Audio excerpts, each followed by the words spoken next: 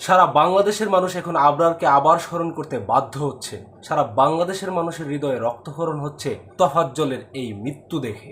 Mobile চোর সন্দেহে একজন মানসিক ভারসাম্যহীন মানুষ তোফাজ্জলকে ভাবে মেরে মেরে পিটিয়ে রক্তাক্ত করে হত্যা করে ঢাকা ইউনিভার্সিটির একদল কথিত মেধাবী ছাত্ররা। এই মেধাবীরা যারা কিছুদিন আগে স্বৈরাচারী সরকারের বিরুদ্ধে দাঁড়িয়ে স্বৈরাচারী সরকারের পতন ঘটিয়েছে, এখন তারা স্বৈরাচারের মতো আচরণ করছে। মিডিয়ার আলোচনায় ঠাঁই পাচ্ছে না এমন হাজারো ঘটনা এখন বাংলাদেশে ঘটছে। একই দিনে জাহাঙ্গীরনগর বিশ্ববিদ্যালয়ে ছাত্রলীগের সাবেক এক নেতাকে পিটিয়ে হত্যা করা হয়েছে। এই যে সারা দেশে বিচার বহির্ভূত হত্যাকাণ্ড ঘটছে, এই যে তোফাজ্জলের মতো মানসিক ভারসাম্যহীন মানুষকে হত্যা করা হচ্ছে, এগুলা কিসের ইঙ্গিত? কেন হত্যা করা হচ্ছে? প্রাচ্যের অক্সফোর্ড খ্যাত ঢাকা ইউনিভার্সিটির ছাত্ররা এভাবে নৃশংসভাবে আবরারের মতো করে একজন মানসিক ভারসাম্যহীন মানুষকে খুন করছে কেন? এই ঘটনাগুলো ঘটার পিছনের মূল কারণগুলো কি? কোন কোন জায়গায় পরিবর্তন আনলে আমরা এই ধরনের মব জাস্টিস বা বিচার বহির্ভূত নৃশংস হত্যাকাণ্ডগুলো থেকে বের হয়ে আসতে পারবো, তাই আলোচনা করব আজকের ভিডিওতে।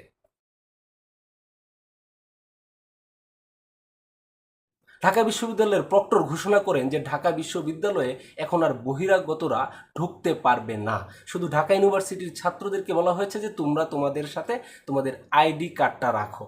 যদি আইডি কার্ড কেউ না দেখাতে পারে তাহলে তাকে ঢাকা ইউনিভার্সিটি ক্যাম্পাসের ভিতরে ঢুকতে দেয়া হবে না। এমনকি যারা ঢাকা ইউনিভার্সিটিতে পাশ করে বেরিয়ে গেছেন, ঢাকা ইউনিভার্সিটির প্রাক্তন ছাত্রছাত্রীরা, তারাও ঢাকা ইউনিভার্সিটিতে ঢুকতে পারছিল না, কারণ তাদের কাছেও আইডি কার্ড নেই। কারণ আইডি কার্ড না থাকলে তো আপনি ঢুকতে পারবেন না, যার কারণে একটা পরস্পর বিরোধী ঝামেলা তৈরি হয়। একটা পাবলিক ইউনিভার্সিটিতে যেখানে ছাত্রছাত্রীরা লেখাপড়া করবে, ওইখানে বহিরাগতরা যদি খুব বেশি প্রবেশ করে ইউনিভার্সিটির শিক্ষার পরিবেশ নষ্ট হবে, এটাই স্বাভাবিক। কিন্তু ঢাকা ইউনিভার্সিটির ব্যাপারে বিষয়টা কিছুটা ভিন্ন, কারণ ঢাকা শহরটা হলো পৃথিবীর সবচেয়ে ঘনবসতিপূর্ণ শহরের একটা। চারিদিকে ইট পাথরের শহর। এই শহরের মানুষের আসলে অক্সিজেন নেওয়ার মতো কোনো জায়গা নেই। এমন একটা গুরুত্বপূর্ণ জনবহুল শহরের মাঝখানে একটা ইউনিভার্সিটি ক্যাম্পাস, যে ইউনিভার্সিটি ক্যাম্পাসটা সবুজে ঘেরা এবং মানুষ বসার বা মানুষের নিরাপদে একটু শ্বাস নেওয়ার সুযোগ আছে। ঢাকা শহরের মানুষরা ছুটির দিনে অথবা সন্ধ্যার পর অবসর সময়ে এইখানে এসে সময় যাপন করে। এখন যদি তাদেরকে আসতে দেওয়া না হয়, তারা যাবে কোথায়? প্রক্টর ঘোষণা করেছেন যে এখানে বহিরাগতরা প্রবেশ করতে পারবে না। এখন প্রক্টর বা ইউনিভার্সিটির প্রশাসনের কি ঢাকা ইউনিভার্সিটির ভিতরে বহিরাগতদের আগমনকে প্রতিরোধ করার মতো সক্ষমতা আছে? নেই। কারণ ঢাকা ইউনিভার্সিটিটা খুবই কোলাহলপূর্ণ একটা জায়গার মাঝখানে অবস্থিত। এখানে মেট্রো রেলের স্টেশন রয়েছে, এখানে বাংলা একাডেমি রয়েছে, সোহরাওয়ার্দী উদ্যান রয়েছে, জাতীয় জাদুঘর রয়েছে, ওইদিকে নিউ মার্কেট রয়েছে, পাশে ঢাকা মেডিকেল রয়েছে। এমন একটা ব্যস্ততম শহরের মাঝখানে ঢাকা ইউনিভার্সিটি হওয়ার কারণে এইখানে ঢাকা ইউনিভার্সিটির ততটুকু সামর্থ্য নেই যে বহিরাগতদেরকে আটকাবে। বহিরাগতদের আগমনকে আটকাবার পথ একটাই, যে ঢাকা ইউনিভার্সিটির ছাত্ররা নিজেরা দায়িত্ব নেবে। অর্থাৎ আবার এখানে মব জাস্টিস বা মব শৃঙ্খলা নিয়ন্ত্রণের বিষয়টা এসে যাচ্ছে। ঢাকা ইউনিভার্সিটির ছাত্রছাত্রীরা নিজেরাই ঢাকা ইউনিভার্সিটির বহিরাগত ছাত্রছাত্রীদেরকে বলবো যে আপনারা বের হয়ে যান। এই সুযোগে তারা চাইলেই ঢাকা ইউনিভার্সিটির বহিরাগত যে কোনো মানুষকে মারধর করতে পারে, যে আমরা বুঝিয়েছিলাম, তারা আমাদের সাথে ঝামেলা করেছে, এই করেছে সেই করেছে, বিভিন্ন অজুহাতে তারা মারতে পারে। এই মারার লাইসেন্সটা ঢাকা ইউনিভার্সিটির প্রশাসন ঢাকা বিশ্ববিদ্যালয়ের ছাত্রছাত্রীদেরকে দিয়ে দিয়েছে। বহিরাগতদের প্রবেশ নিষেধ এই কথার ইস্যুতেই তোফাজ্জলকে তারা ধরে নিয়ে যেতে পেরেছে। যেই গেস্ট রুমগুলোতে ছাত্রলীগের নেতারা সাধারণ ছাত্রছাত্রীদেরকে ধরে নিয়ে অত্যাচার করতো, মারধর করা হতো, তাদেরকে শাস্তির আওতায় আনা হতো, সেই ঠিক একই জায়গায় ঠিক একইভাবে বহিরাগত ট্যাগ নিয়ে আসা একজন মানসিক ভারসাম্যহীন লোককে তারা আটকিয়ে গণহারে পেটাতে থাকে। তারপর আবার তারা তাকে নিয়ে ভাত খাওয়ায়। কথায় বলেন না যে পেটে পড়লে পিঠে সয়, খা, তারপর আবার মারবো। তারপর তাকে ধরে নিয়ে গিয়ে আবার মারে, মারতে মারতে মারতে মারতে একটা সময় সে মরেই যায়। কারা মারল?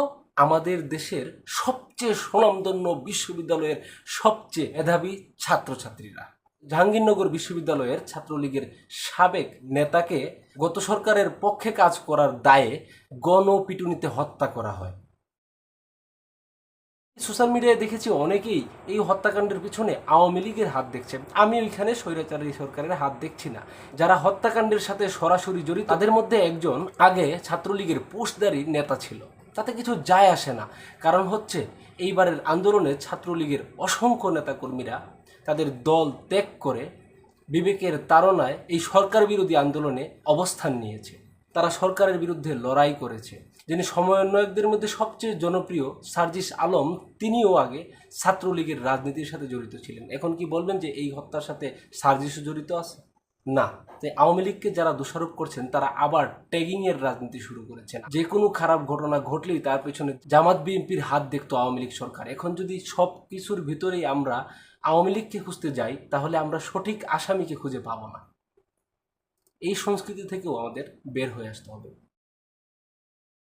ঢাকা ইউনিভার্সিটির এই হত্যাকাণ্ডের জন্য দায়ী, 1 নম্বরে প্রক্টর দায়ী, 2 নম্বরে ছাত্রছাত্রী বা ছাত্রছাত্রীদের মনোভাব দায়ী।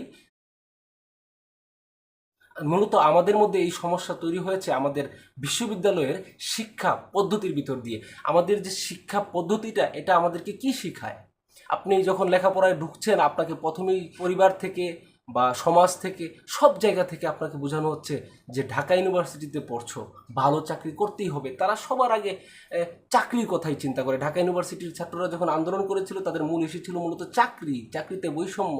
ঢাকা ইউনিভার্সিটির হলগুলোর যদি খবরাখবর আপনার হাতে থাকে, তাহলে দেখবেন যে ঢাকা ইউনিভার্সিটির অধিকাংশ ছাত্র, 80% ছাত্রছাত্রীরাই চাকরির পড়ালেখা করে। তাদের জীবনের গন্তব্য, লক্ষ্য, উদ্দেশ্য সবকিছু হচ্ছে চাকরিকে ঘিরে। একটা দল আছে যারা বড় ভাইদের পা চাটে, সরকারের পা চাটে বা পা চেটে চেটে বড় নেতা হওয়ার স্বপ্ন দেখে। তারা কিভাবে ছাত্রছাত্রীদের ব্রেইন ওয়াশ করে, তাদের উপর অত্যাচার করে, তাদেরকে ভুলভাল শিক্ষা দিয়ে নিজেরা ক্ষমতায় বসবে, ইউনিভার্সিটির ক্ষমতা তাদের হাতে নিয়ে যাবে, ছাত্রছাত্রীদের কন্ট্রোল তাদের হাতে নিয়ে যাবে এই শিক্ষাতে। ঢাকা ইউনিভার্সিটির ছাত্রছাত্রীদের মনস্তত্ত্ব জুড়ে তারা যে বিষয় নিয়ে কথা বলে, যে বিষয় নিয়ে আলোচনা করে, যা নিয়ে চিন্তা ভাবনা করে, যে জিনিসটার চর্চা তারা সবসময় করতে থাকে, এমনকি যে কারণে তারা বই পড়ে, যে কারণে তারা সার্টিফিকেট অর্জন করে, সব কিছুর পিছনে রয়েছে চাকরি, ক্ষমতা আর টাকা। এই তিনটার ভিতরেই তারা মোটামুটি আবদ্ধ।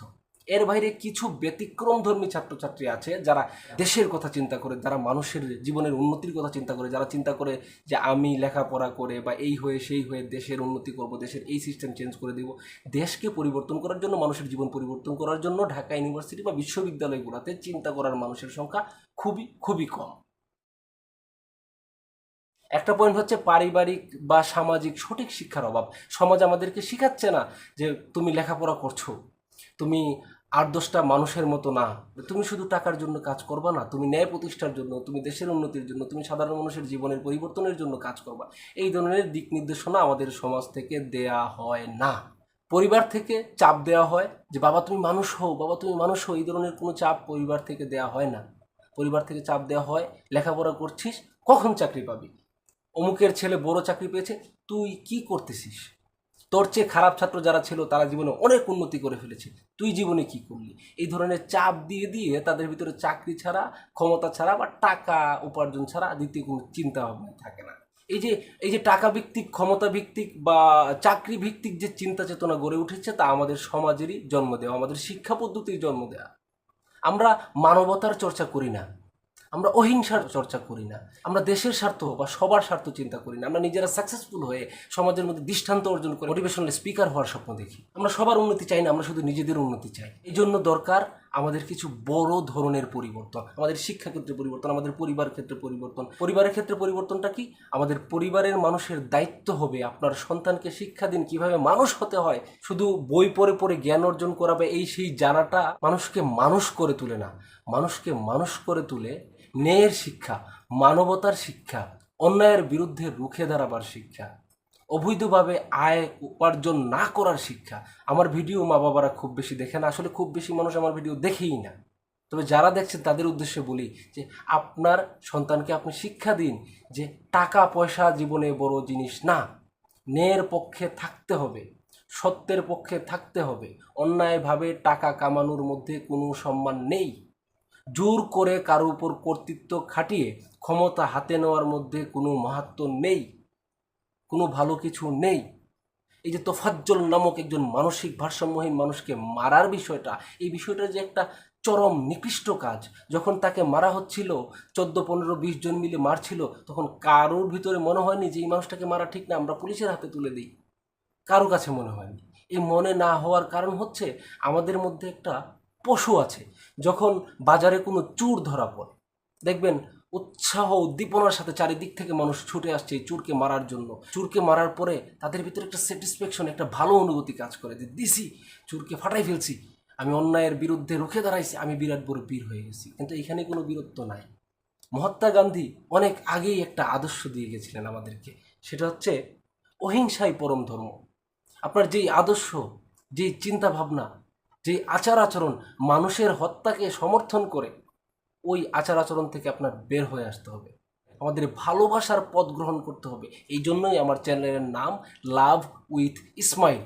আমাদের অ্যাপ্রোচ হতে হবে ভালোবাসা, আমাদের অ্যাপ্রোচ হতে হবে শান্তি প্রতিষ্ঠা করা, আমাদের অ্যাপ্রোচ হতে হবে মানুষের জীবন বাঁচানো, মানুষকে মেরে ফেলা না। আমার ইউটিউব চ্যানেলের প্রথম ভিডিওটি আমি বানিয়েছিলাম হোয়াই পিপল হেট পিপল। মানুষ কেন মানুষকে ঘৃণা করে, মানুষ কেন মানুষকে ঘৃণা করবে? আমরা ঘৃণা করব না, আমরা একটা ভালোবাসার পৃথিবী করব। ঘৃণার পৃথিবী না। কাউকে ঘৃণা করবেন না, কাউকে ঘৃণা করার প্রয়োজন নেই, সবাইকে ভালোবাসবেন। যদি কেউ অন্যায় করে বিচারের আওতায় নিয়ে আসবেন, তার বিচার করা হবে, তাকে ঘৃণা করবেন না। ঘৃণা বা হিংসা, প্রতিহিংসার যে সিস্টেমটা না, এটা একটা সার্কেল, এটা চিরদিন হাজার হাজার বছর ধরে চলে আসছে। যে আমি তোমাকে ঘৃণা করি, আমি তোমাকে মারবো, তোমার প্রতি আমার হিংসা রয়েছে, আমি তোমাকে মারবো। প্রতিহিংসায় তুমি অথবা তোমার কেউ আমাকে মারবে, আমার কেউ আবার তোমাদেরকে মারবে। হ্যাঁ, একদল আন্দোলন করে ক্ষমতায় আসবে, আরেক দল আন্দোলন করে তাকে ক্ষমতা থেকে ছুঁড়ে ফেলে দিবে, আরেক দল আন্দোলন করে আবার ক্ষমতায় আসবে। এই যে ক্ষমতার পালাবদল ঘুরতেই থাকবে, ঘুরতেই থাকবে, আমাদের ভাগ্য পরিবর্তন হবে না, আমাদের দেশে বিচার প্রতিষ্ঠা হবে না, আমাদের দেশে ন্যায় প্রতিষ্ঠা হবে না। আমরা অসভ্য বর্বর জাতির মতো মানুষ খুন করতে থাকবই থাকবো। এই অসভ্য চিন্তাধারা থেকে বের হয়ে আসতে হলে আমাদের মহাত্মা গান্ধীর মতো অথবা পৃথিবীর শ্রেষ্ঠ মনীষীদের মতো শান্তি প্রেমী চিন্তাধারা নিয়ে চলতে হবে। যেই চিন্তাধারা, যেই পথ মানুষ খুন করতে আপনাকে পরিচিত করে, বিচার বহির্ভূত হত্যাকাণ্ড ঘটাতে আপনাকে উদ্বুদ্ধ করে, এই চিন্তাধারা থেকে বের হয়ে আসুন। আমাদের শিক্ষাক্ষেত্রে এমন বই যোগ করতে হবে যেই বইগুলা মানুষকে মানুষ করে তুলে, মানুষকে অহিংস করে তুলে, মানুষকে অন্যের প্রতি সহিংস করে তোলে না। আমরা যখন ছোট ছিলাম তখন মিনা কার্টুন আমরা বিটিভি চ্যানেলে দেখতাম। ওই মিনা কার্টুনে মিনা আমাদেরকে বোঝানোর চেষ্টা করত কিভাবে সমাজকে পরিবর্তন করতে হয়, সমাজের কুসংস্কারকে কিভাবে পরিবর্তন করতে হয়। যেমন সমাজ থেকে বাল্যবিবাহ দূর করতে হবে, এই বিষয়ে আমাদেরকে মিনা কার্টুন সচেতন করত। নারী শিক্ষার প্রতি যে ঘৃণা, যে নারী শিক্ষার প্রতি মানুষের যে বিরূপ মনোভাব, এই মনোভাব সমাজ থেকে দূর করতে হবে। সাবান দিয়ে আমাদের ভালো করে হাত ধুতে হবে, আমাদের হাইজিনিক জীবনযাপন করতে হবে, এই ধরনের শিক্ষা আমরা মিনা কার্টুন দেখে পেতাম। কিন্তু এখন মোবাইল ফোন হাতে আসার কারণে মানুষ শুধু এন্টারটেইনমেন্টের পিছনে দৌড়ে বেড়াচ্ছে।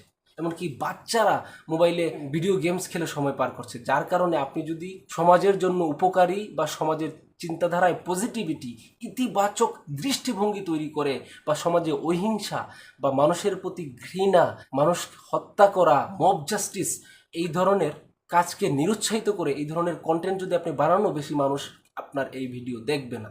আমরা চাইলেও মানুষ সরাসরি মানুষকে এই মিনা কার্টুনের মতো করে অহিংস চিন্তাধারা অথবা ন্যায় নীতির চিন্তাধারা মানুষকে খুব একটা শেখাতে পারবো না। তাই মানুষের ভিতরে মনুষ্যত্ব জাগ্রত করতে, মানুষকে অহিংসার শিক্ষা দিতে, মানুষকে মানুষের প্রতি ভালোবাসতে উদ্বুদ্ধ করতে, মানুষকে হিংসার পৃথিবী থেকে বের করে ভালোবাসার পৃথিবীতে ঢুকাতে হলে আমাদেরকে মানুষকে সচেতন করে তুলতে হবে।